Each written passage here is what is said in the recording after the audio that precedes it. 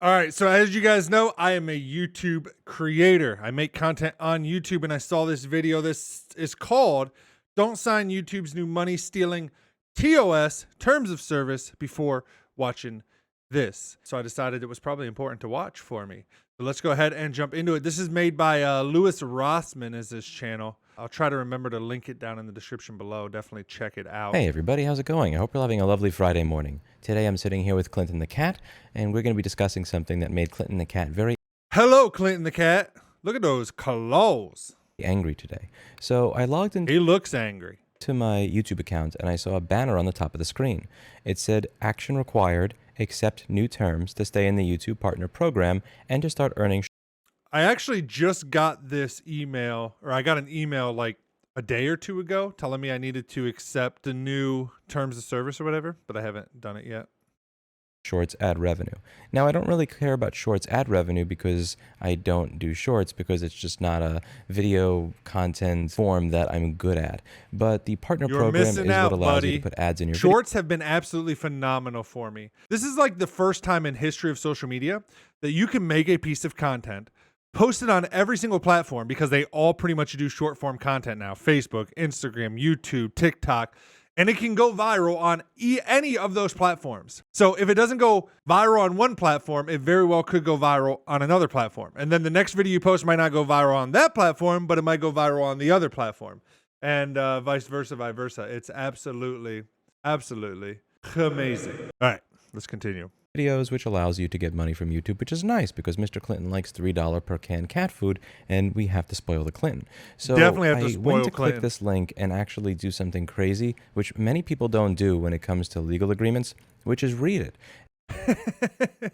True. I'm going to be honest. I don't know if I've ever read a terms of service. And it is honestly isn't that long, and it really doesn't take much time to get to the part that, in my opinion, is a massive screw job. So if you just search through this agreement, you will see this one section called non-qualifying revenues. It says over here, and I'll zoom in to make it easier to view on the screen, YouTube may either 1. Withhold or adjust any partner earnings associated with a breach of the terms, including the YouTube channel monetization policies, or 2. Charge back or offset such amounts against future partner earnings payable to you.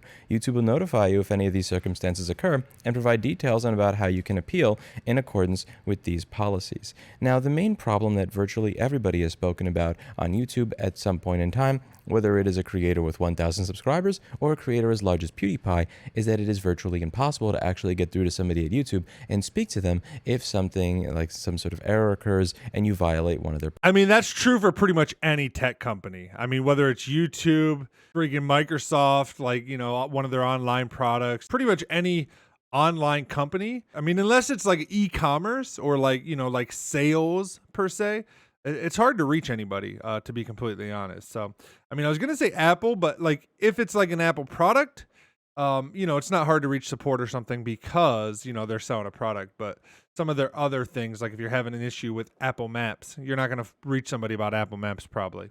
So I mean, that's definitely a thing. And YouTube, I would say, is probably notoriously bad at being able to get a hold of someone, worse than a lot of other companies for sure. Also, I'm not quite sure I understand, if I'm being honest, what exactly that paragraph means. That's why I didn't really pause it right away and say something. From what I'm understanding, it sounds like they can take back earnings they already paid out, which is crazy. I mean, if that's the case, but I'd be interested to see what I think it said something like qualifying YouTube, you know, whatever, events or whatever. I would be curious to see what those are because I could see that being in there specifically to like deal with issues of like fraud or issues of like, you know, terrorist content, like some of the extremes that happen on YouTube.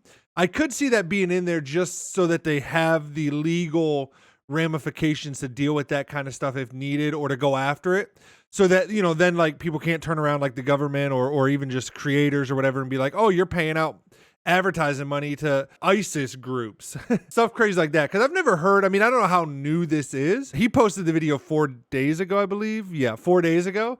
So I don't know how long it's actually been in. I mean, cause he said he, you know, decided to read the TOS when he got the notification at the top of his bar, but Is that a new thing in the terms of service, or has that been in there for quite some time? I don't know. I've never read the terms of service. So I'd just be interested to see if there's actually any cases where this has happened. Policies. One of the best examples that I have on my channel of this happening to me is this video I did of an angry Clinton. So my cat's name is Mr. Clinton, and he was meowing for about 1 or 2 minutes very angrily. So I decided to record it because when Clinton meows, it's kind of funny. And he got flagged. It says, we are removing this video because it violates our community guidelines. You'll be able to view the video for 7 days. When it was removed, this period allows you to review the content to decide whether you wish to submit an appeal. I had problems having the video reinstated until I did the video on the content strike that I got for, I'm not kidding, harmful and dangerous content. This video is... I mean, this is stupid, 100%. I mean, it sometimes the algorithm, the automated robot fucks up and deletes stuff that shouldn't be deleted, or gives, strikes or whatever. I got a strike one time in the past, and it was kind of in my opinion. But I don't see YouTube going back and taking money from that content, like after it's already been paid out. I just don't see that happening. I could be wrong, but I just don't see that happening. Was literally a cat. It was an adorable little cat, and the cat is just sitting there on the counter, and he's meowing.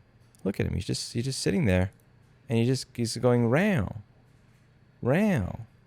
Now, it's one thing if YouTube makes a mistake and one of your videos disappears. At some point, any content creator with thousands of videos is going to say mea culpa, whatever, it is what it is. They're going to curse, but they realize that there's no other platform on the internet that is going to allow them the reach, the monetization that YouTube does, so they just kind of suck it up and deal with it. But I think something that's going to cause a lot of people to start saying, no, screw this, is the ability for YouTube or Alphabet to literally reach into your bank account and take back money that they gave you based on a robot striking your cat for hate speech because he was meowing. And yeah, see, I just don't see that as being something YouTube would actually do. I mean, I know they can do some crazy stuff sometimes, but to go back into a bank account for like something like that, I think this is probably in there to deal with like the extremes, fraud, so that it can go back, like, because, listen, I work on the advertising side of things. My day job is marketing, advertising, has been for years. I know, like, there's plenty of times that, like, if I'm paying for ad space and fraud happens, that messes stuff up. And a lot of times as advertisers, you can see if fraud is happening in your own analytics. And so if I go to YouTube and I'm like, hey, this is da-da-da-da-da, and I mean, they either A, got to be out that money because they refund me back for the fraud, or B, they go after the person that committed the fraud or whatever, which they have every right to do so, in my opinion. Let's say an account gets hacked that's monetized, for example, and a terrorist video is posted and that's earning revenue for a while before it gets removed. I mean, if YouTube then doesn't go back and try to recoup that cost, I mean, it makes it look like they just paid out and supported a terrorist group and we're just kind of like, oh well, it happens. Fraud's not really an extreme. It happens all the time with digital advertisements and stuff, way more than traditional. But the other, the terrorist thing, that's definitely an extreme. But that's my point. I've never heard of this actually happening to anybody. Again, it could be because it's brand new. Maybe we do start seeing that happen.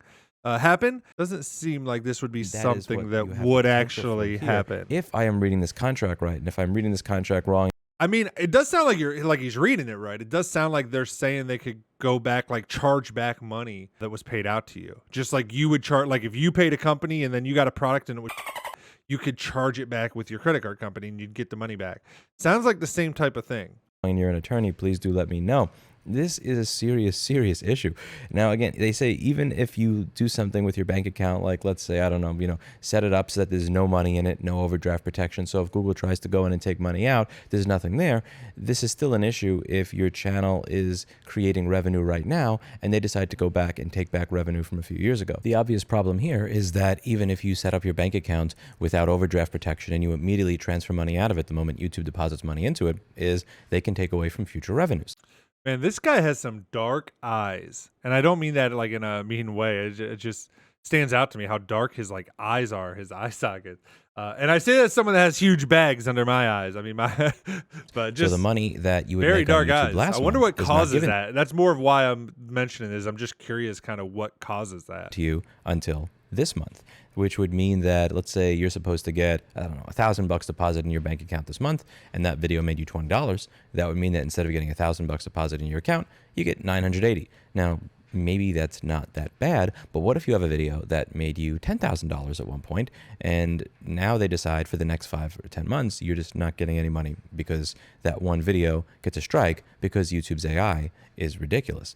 This is a serious concern if you're somebody who does YouTube as their full-time job, as their full-time business, as opposed to somebody like me who is just here to have a large recliner with a cat on it and yell at his camera at the end of the day. This honestly is not really the biggest deal to me because, again, I have a full-time business that I run and I have a job on top of it. YouTube at the end of the day is what I consider extra. If I make money off of it, then great. If I don't make money off of it, then, you know, Mr. Clinton has to eat $2 a day cat food instead. No, not $2 a day cat food or $2 a can cat food. Of $3. It's not. But if you're somebody whose primary form of revenue is this platform, then again, it is one of many, many reasons that it is very important to diversify your revenue stream. And it's also that is 100% true. It is always very important that you diversify your revenue stream. I mean, no matter what you're in, if you have a day job, you should have some kind of a side hustle. I'm not saying you got to break your back, and I'm not for this whole hustle culture necessarily. I think it has been taken to an extreme.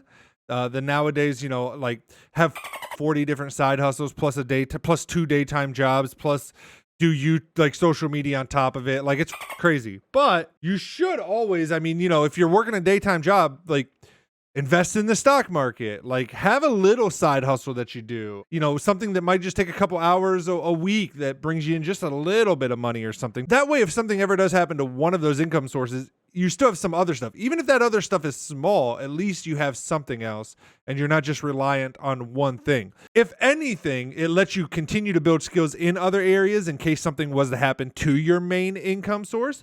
Or B, it just gives you peace of mind that if something did happen, you do have these other sources of at least some money coming in that could possibly at least cover your basics until you would get back on your feet or whatever. So definitely a big believer, diversify. If you're a creator and you're only making money, and if you're a successful creator and you're only still making money from like AdSense, basically like YouTube ads, like what the like why don't you have merch? Why don't you have, come up with a product you can sell in your niche? Do sponsorships. Like definitely diversify where the income's coming from. 100%.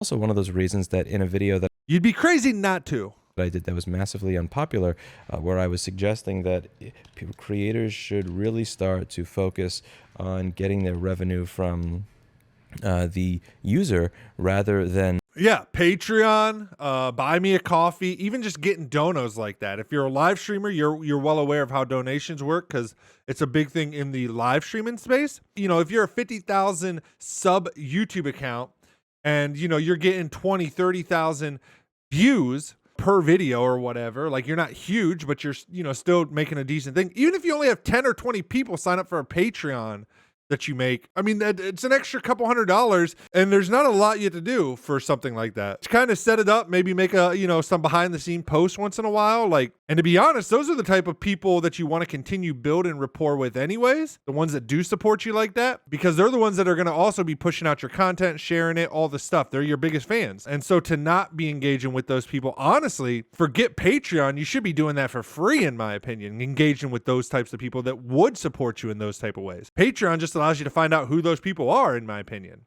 Anyways, I digress. The advertising platform, that this is going to have to be a serious shift that I think a lot of people are going to have to make. So I've done 2 videos on this. Blocking YouTube ads is piracy, and why you should never feel bad for blocking ads. YouTube system sucks, which ironically, this is funny, I actually don't have the ad blocker on right now.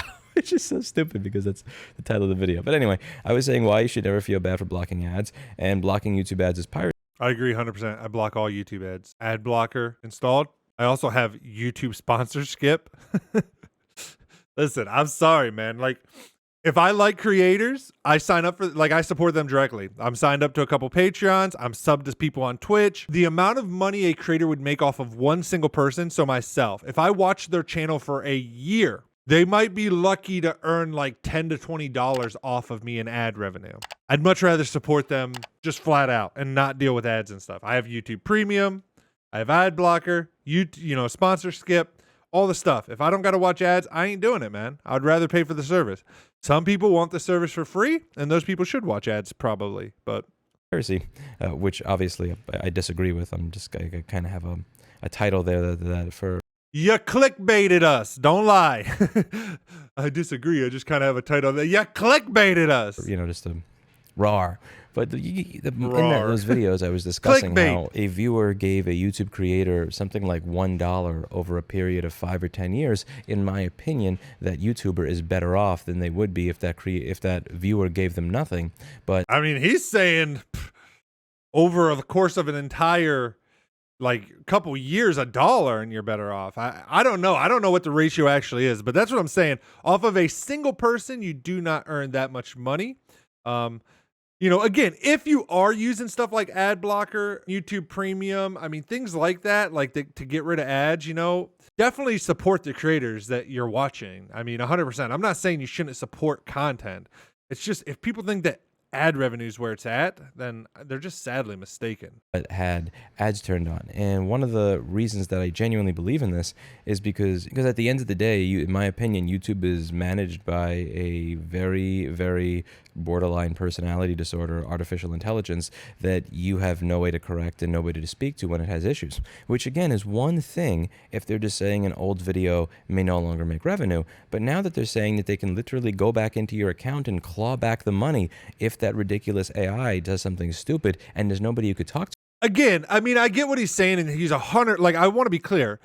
If that's happening, he's 100% correct. That's crazy. But I don't see that happening, and I don't see that happening in the future if this is a new policy.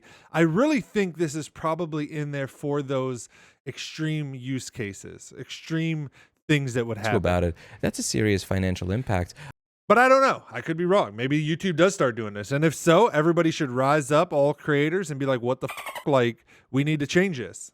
On your business, if you've actually made YouTube your primary business, which thank God I never did. And this is something that if implemented improperly, and let's face it, YouTube is still run by Susan Wojcicki, so it most likely will be implemented improperly, is going to seriously affect people that have I don't think he likes Susan. not diversified their revenue streams that do YouTube as a business. I strongly suggest that if you are one of the people that actually has YouTube as their main job, that does YouTube as a business, do everything that you can to start moving away from the advertiser-supported model and do everything that you can do to start working with the patron-supported model. A lot of your viewers Yeah, and it doesn't have to be Patreon. I mean, there's all kinds of ways you can do it, but 100%. are going to say, I wouldn't pay 50 cents for this. Your content's... why would I pay 50 cents for this garbage YouTube's out of here? Fuck, I'm just going to throw this out there. Screw those people anyway. True. If somebody doesn't think that you're worth 50 cents, then why do you care what they think?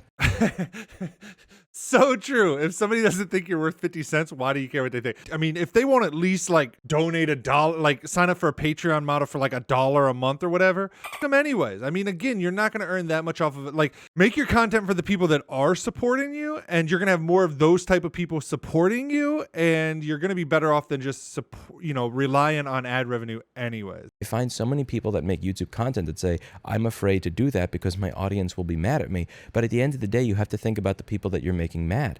You're making people mad that think that that the entirety of your content over the course of a year is not worth 50 cents. Why do you care about pissing people off that think that you're worthless anyway? This is the best point he's made all video. I mean, the other points were good too, but this is the best.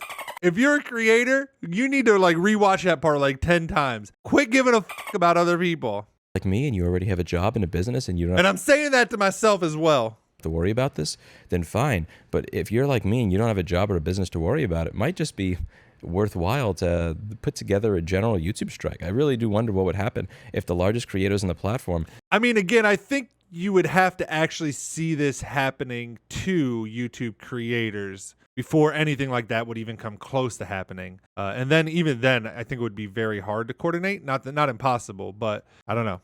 Said, you know what? I'm not signing this. Because again, you have to review and accept the terms to remain in the YouTube Partner Program. What would happen if the largest creators on the platform that already had some FU money already just said, you know what? New York State. I think that would actually be a really cool thing to organize. What if the largest creators on the platform did videos on this and then also said, we are not accepting this agreement? it would be a really difficult thing to organize and put together because Yeah, again, at this point in exactly. time, That's right. the alternatives to YouTube are just, in my Nothing. opinion, sincerely lacking. I mean, even on platforms right now where you can grow really well, like with short content, so like on TikTok or Instagram Reels or whatever, like the ad revenue sharing model for those platforms suck. Like, can you still get sponsorships and should you still do those platforms and stuff if you're a creator? Yeah, 100%. But like, it doesn't carry the same weight as like YouTube does. I mean, if you have 100,000 YouTube subs or 100,000 TikTok subs, you're going to earn way more money off the 100,000 YouTube subs, even from sponsorships and stuff, because most of the time they're longer videos, things like that. That's just how it is. And let's face it, they're just bad. But it's something to think about because like, nothing's going to change if we just hit review and accept and hit yes. I don't want to click review and accept and hit yes to that. I really don't. Let me know what you think in the comments down below. That's it for today. And as always, I hope you learned something. I'll see you all in the next video. Bye now. Bye now. That was a good video, man. I mean, definitely something that as YouTube creators, we should definitely be looking at. However, I just don't see that as being something that they actually do. Ooh, YouTube creator Eliason. Hey, Lewis, this section of the contract isn't intended to suggest YouTube will recoup prior payments when a video is demonetized under ad-friendly guidelines or after receiving a copyright claim or anything like that. Rather, per existing AdSense policy, when YouTube detects revenue that was earned from abuse or invalid traffic, fraud, that's what I was saying, that has already been paid, YouTube may seek to recoup that revenue, partly to make sure money is making its way to legitimate creators. If you have any questions, please don't hesitate to chat. That's what I was saying. I think this has to do with like fraud or like those crazy use case scenarios. I just don't see them doing it to normal creators and stuff. I think it would hurt their image too bad, to be completely honest. Anyways, that's it for me. If you guys liked, I would love to hear your guys' opinions. I mean, what do you guys think? Do you guys think this is something we're going to see happening to like normal content creators? Let me know down in the comments below. Do you think YouTube's crazy? You know, does anybody know if this is a new policy in the terms of service or if this has been there for a while? Because I don't actually know. This guy didn't really say for sure. It sounded like there was a, you know, they said you needed to accept the new terms of service. So he then read them, but how does he know that part was actually new? I don't know. So if you know that, let me know down in the comments below. But as always, thank you guys so much for watching. If you guys like this video, don't forget to smash that subscribe button, hit the like button, maybe share it with a friend. I love your faces. I'll see you guys on the next one. Until then, peace out, everybody. Later, nerds.